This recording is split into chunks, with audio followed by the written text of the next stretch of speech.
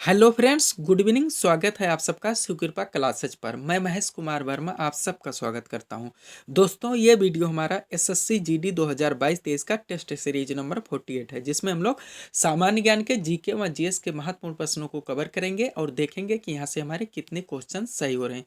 दोस्तों, ये सारे टेस्ट सीरीज हमारे आपके एसएससी जीडी एग्जाम 2022-23 के सिलेबस के रिकॉर्डिंग बनाए जा रहे हैं। तो दोस्तों, आप लोग इन्हें कॉन्सेंट्रेट होकर सॉल्व करें। क्वेश्चंस कम सही होने पर पुनः टेस्ट सीरीज का रिवीजन करें, ताकि होने वाली एसएससी जीडी 2022-23 की परीक्षा के लिए आप लोग पूर्ण रूप से प्रिपेयर रहें। तो चलिए दोस्तों, ज़्यादा समय न लेते हुए हम लोग टेस्ट सीरीज नंबर 48 को सॉल्व करना शुरू करते हैं। दोस्तों, हमारा पहला क्वेश्चन है very very important question. Question है दोस्तों, पौधे नाइट्रोजन को ग्रहण करते हैं।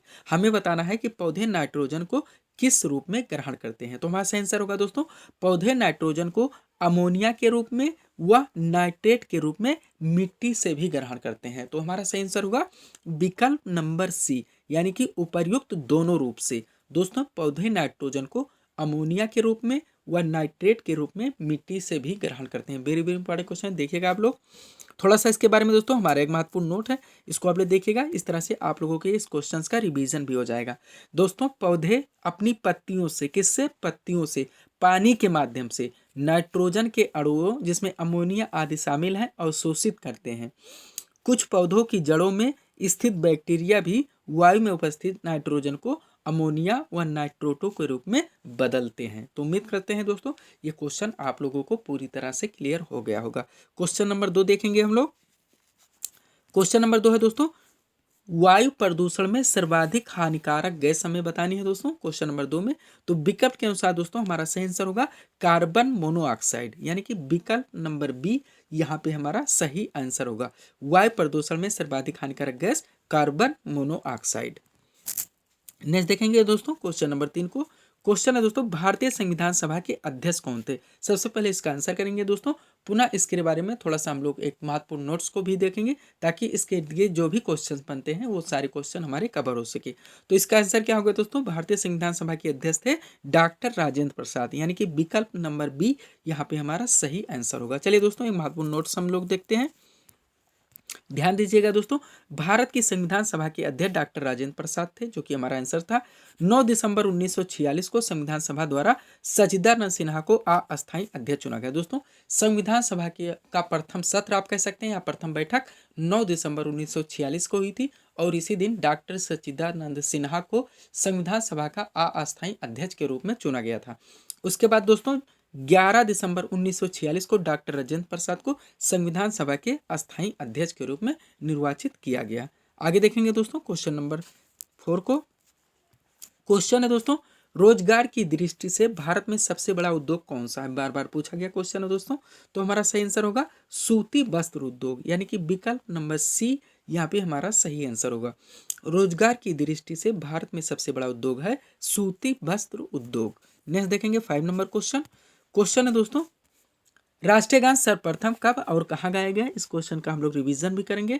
तो हमारा सही आंसर होगा दोस्तों, राष्ट्रीय गान सर्वप्रथम 27 दिसंबर 1911 को कांग्रेस के कोलकाता अधिवेशन में गाया गया था। इसके बारे में हम लोग एक महत्वपूर्ण नोट्स भी देखेंगे दोस्तों, ताकि ये क्वेश्चन हमारा पूरी तरह से क्लियर हो सके। दोस्तों ध्यान दीजिएगा, राष्ट्रगान यानी कि जनगण मन भारत का राष्ट्रीय गान है, जिसकी रचना रविंद्रनाथ टैगोर ने की थी। इसे प्रथम बार कांग्रेस के 27 दिसंबर 1911 में आयोजित कोलकाता अधिवेशन में गाया गया था, और इस अधिवेशन के अध्यक्षता जिन्होंने की थी वो थे बिशन नारायण दत्त। नेक्स्ट देखेंगे हम लोग क्वेश्चन नंबर 6 दोस्तों, बार बार पूछा गया है इंपॉर्टेंट क्वेश्चन, कावेरी जल विवाद किन राज्यों के मध्य है, ये हमें बताना है। तो हमारा सही आंसर होगा दोस्तों, कावेरी जल विवाद तमिलनाडु व कर्नाटक के बीच में चल रहा है, यानी कि विकल्प नंबर ये यहाँ पे हमारा सही आंसर होगा। 7 नंबर क्वेश्चन सॉल्व करेंगे हम लोग। क्वेश्चन है दोस्तों, केंद्रीय ईंधन अनुसंधान संस्थान, केंद्रीय ईंधन अनुसंधान संस्थान की स्थापना कहाँ की गई थी। तो हमारा सही आंसर होगा दोस्तों, जलगोड़ा में। कहाँ पे, जलगोड़ा में केंद्रीय ईंधन अनुसंधान संस्थान की स्थापना जलगोड़ा में की गई थी। नेक्स्ट देखेंगे 8 नंबर क्वेश्चन, भारत में पंचायती राज से है दोस्तों क्वेश्चन।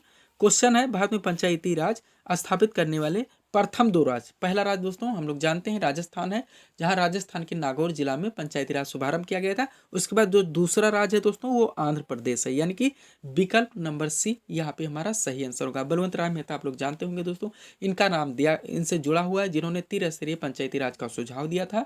उसके बाद दोस्तों 73वां संविधान संशोधन संबंधित है पंचायती राज से।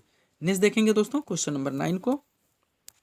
सिद्धांत शिरोमणि के प्रतिपादक कौन है, ये पूछा जा रहा है दोस्तों, बार बार पूछा गया, वनडे का क्वेश्चन है दोस्तों। तो हमारा सही आंसर होगा भास्कराचार्य। कौन दोस्तों, भास्कराचार्य, यानी कि विकल्प नंबर डी यहाँ पे हमारा सही आंसर होगा। सिद्धांत शिरोमणि के प्रतिपादक हैं भास्कराचार्य। नेक्स्ट देखेंगे 10 नंबर क्वेश्चन दोस्तों।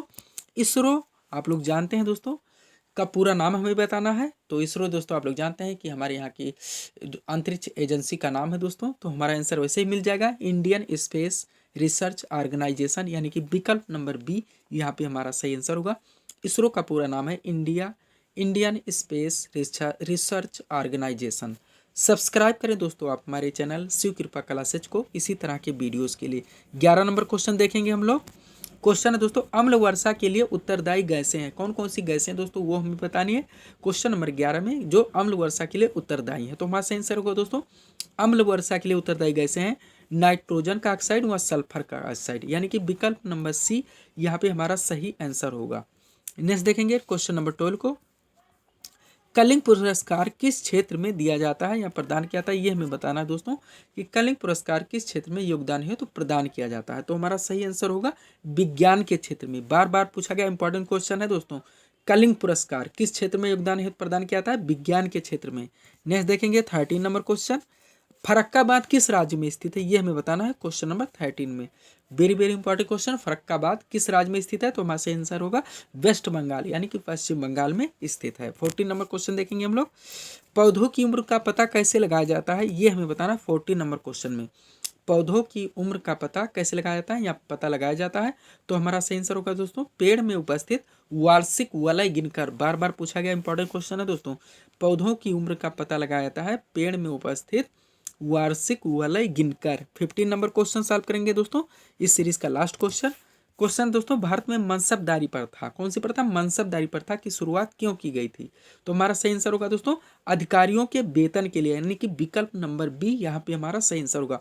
भारत में मनसबदारी प्रथा की शुरुआत अधिकारियों के वेतन के लिए की गई थी। थोड़ा सा इसके बारे में एक स्टेटमेंट देखेंगे दोस्तों, ताकि ये क्वेश्चन हमारा पूरी तरह से क्लियर हो सके। स्टेटमेंट है दोस्तों, ध्यान से देखिएगा, महत्वपूर्ण नोट हमारा।